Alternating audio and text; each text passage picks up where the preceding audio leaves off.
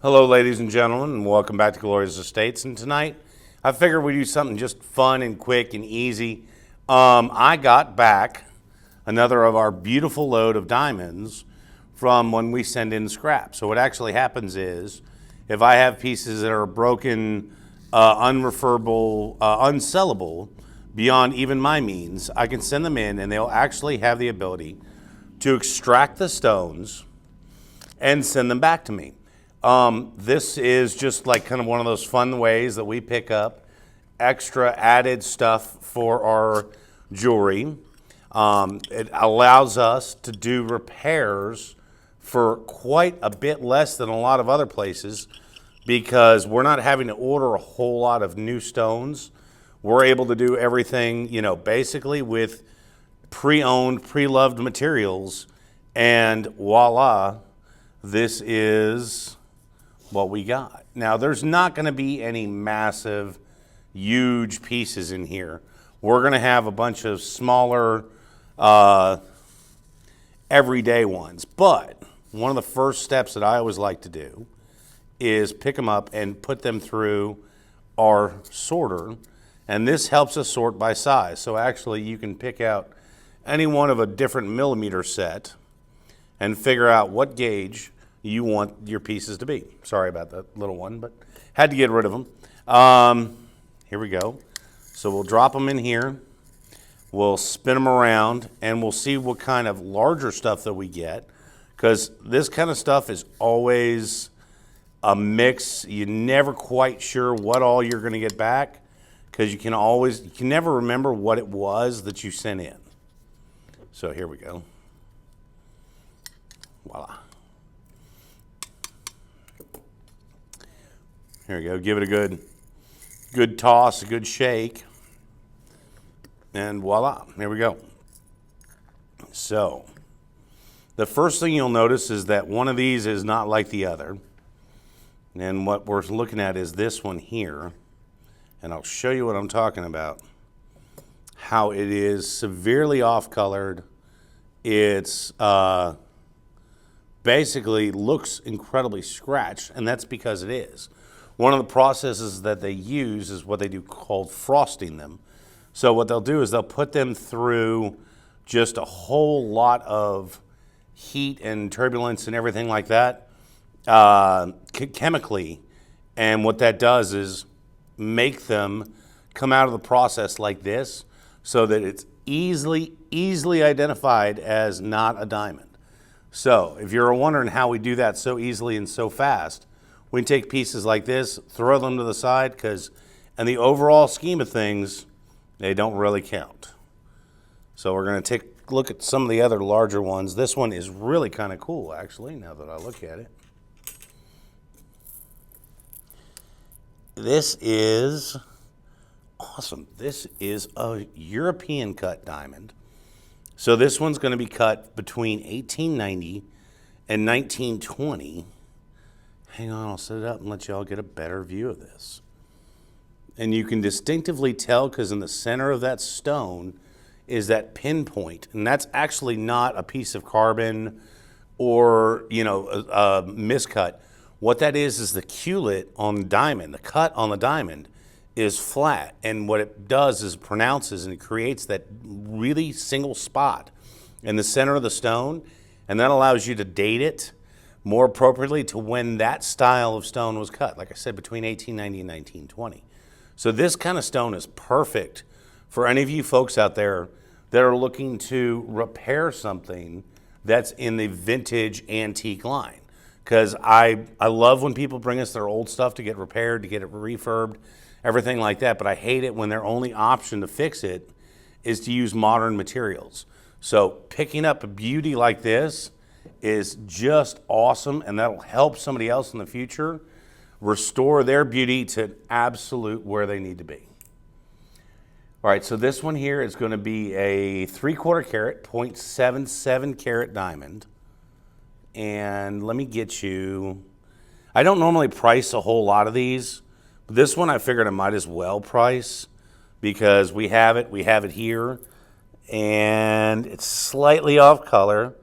Of course, it's going to be a harsher cut, But this stone here, we would retail for around $400.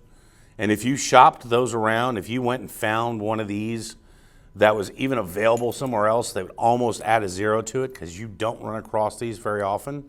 So picking one of these up, especially at a place like here, is a great, great deal. All right, so we're gonna pull these back. I'm gonna put them back in my little jar here. Speaking of my little jar here, I gotta tell you a story. So I'm in a pharmacy up the road in my little town down here in Mississippi, and I walk in and I'm talking to the pharmacist, and like a lot of these old school pharmacies, not necessarily of today, but of yesteryear, they were what was available in a lot of these small towns. So these small town pharmacies did all kinds of random stuff. They would do keys. They would do, in this case, watch batteries. And this gentleman still had his watch battery center and his watch battery place, and he didn't want to do it anymore. Well, when he found out we did watch batteries at our physical location at 3016 Highway 51 South in Hernando, sorry, shameless plug, he was super excited to find out, hey, here's a chance to, give our business to somebody else. So I came back to the store, and I got some business cards to take back up to him. And being who I am, I, of course, have to have a little show, a little flair. And I had one of these glass jars full of, about 20 carats worth of diamonds. And I went in and I was showing it off and turn around to show one of the girls behind the counter.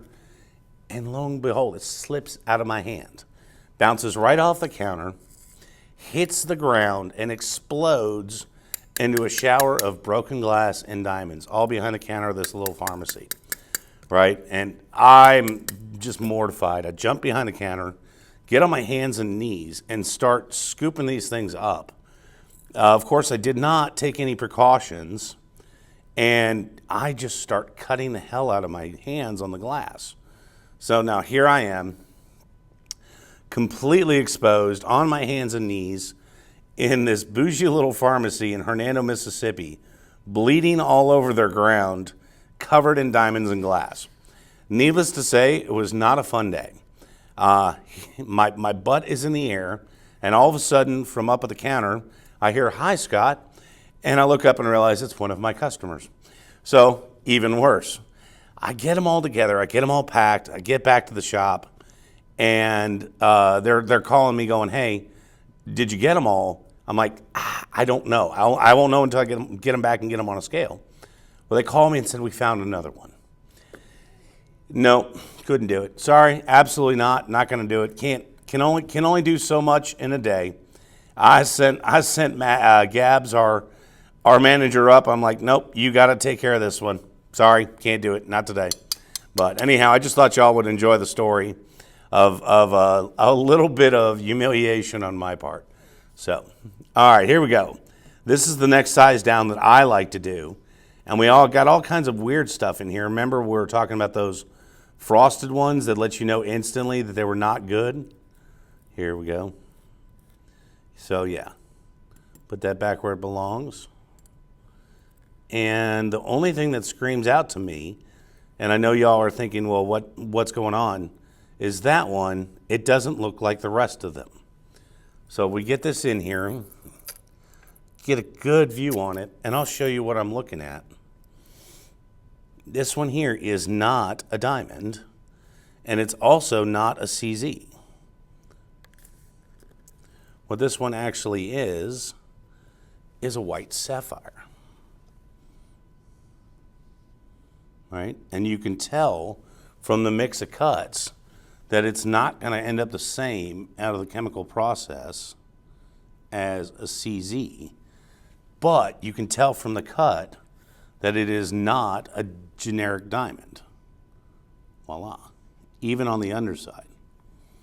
Right? Flip this over. So when you're sorting these That's the primary difference of being able to see through those three styles that you're going to get back from a refiner. Just thought y'all would enjoy that. In fact, if y'all look at our title page, I messed up. And if anybody ever says, no, those aren't your diamonds, believe it or not, in our title page is a picture of a bunch of diamonds. If you look real close, one of them is not a diamond, one of them is a white sapphire. And when I took the picture, I didn't realize it until much, much later and went, oh, that's not a diamond in the picture. That's very funny. So we're going to pull this one to the side. We're not going to let it hang out with our diamonds. And we're going to pull out this other CZ and these as well. And what we're left with is a couple of decent size little marquees, a decent size princess cut, and everything like that. So altogether, everything here, let's weigh it up.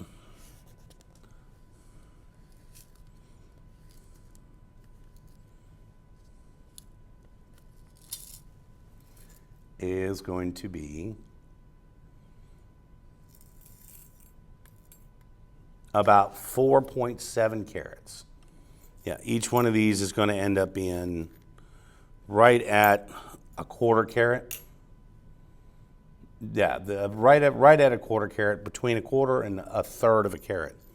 So if you're needing something for a repair, if you're looking for building something, or if you just want to get invested in diamonds, absolutely, come see us. We're in Hernando. The number is 662-298-3642. We'd love to set you up. Now I'm going to put these in here with the rest of the larger ones. And voila. All right, so for the rest, we're just going to kind of pour them out. I'd love to figure out what I did with those tools. Hang on. Oh, didn't bring them over. All right. So we're going to dump these out.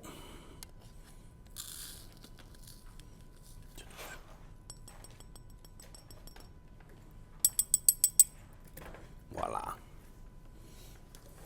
Here we go. Ah, perfect. My favorite tool. I don't know what it is about this one, but when it comes to pouring diamonds out, that's my absolute favorite pick. It doesn't work for anything else but this job right here. But I guess every job has a tool and every tool has a job. And that one is it. Voila. So, as we're doing this, you're going to find a lot of these are going to come out as dark treated browns, stuff like that. You're going to find all kinds of different sizes and all kinds of qualities. So what we'll have to do, we'll have to go through and sort each and every one of these to different colors, different sizes, different cuts to figure out what we can do with them, where we can sell them, what kind of repair we're going to use them for. So for instance, if you have a baguette, most repair places are going to charge you an absolute fortune because they need to order a specific size, not just in width, not just in depth or length or size, but all of it to get to the correct exact size. Well, when you're ordering one, say 3 or 5 point stone, the person selling it to you knows that they can sell it to you for whatever. However, if you're selling those stones, they're not going to buy them for a whole lot because now they got to sit on them and wait for someone to buy that exact stone, that exact size. However, so when it comes to us and we come across those beautiful baguettes, we love seeing them in all different sizes and all different shapes and all different colors and variations because now we know that we don't have to spend a lot of money buying one specific baguette when we have hundreds of them in stock and inventory that can work for any kind of repair, any kind of use, anything like that. So, a lot of folks don't like finding a whole lot of baguettes in their diamond lots. I love finding them because we can move them along, refurb stuff, pass it along to another generation of absolutely beautiful stuff. Ooh, what's this one? Hang on, that one there is very interesting. Give me a second. I would like to take a closer look at that.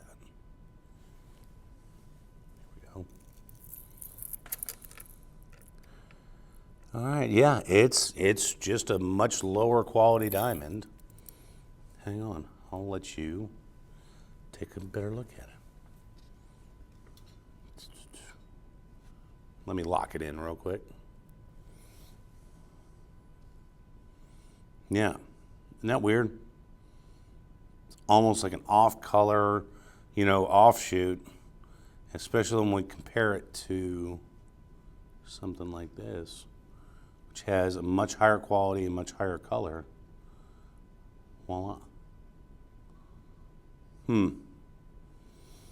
However, what happens is you have pieces that come in and they don't have all the really good stones in them. Some of them will come in and just naturally be set with lower quality stones.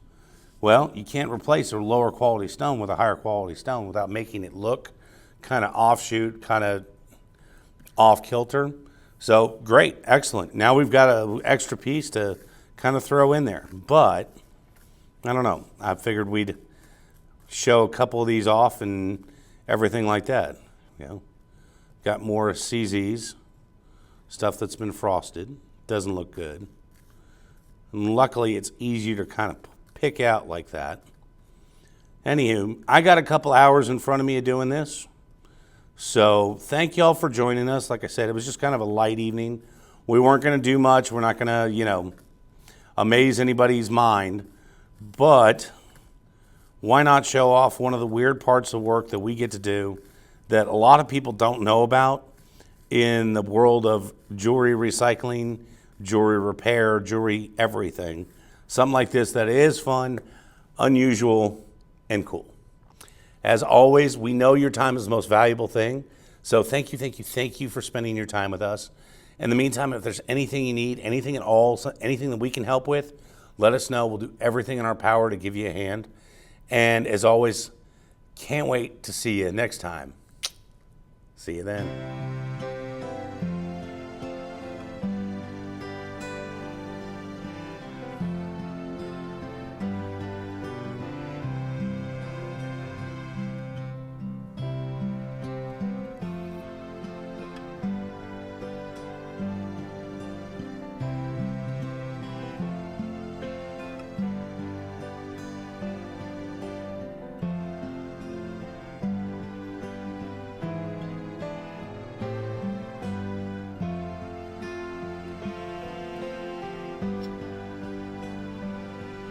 Everlasting and true, it's all because of you.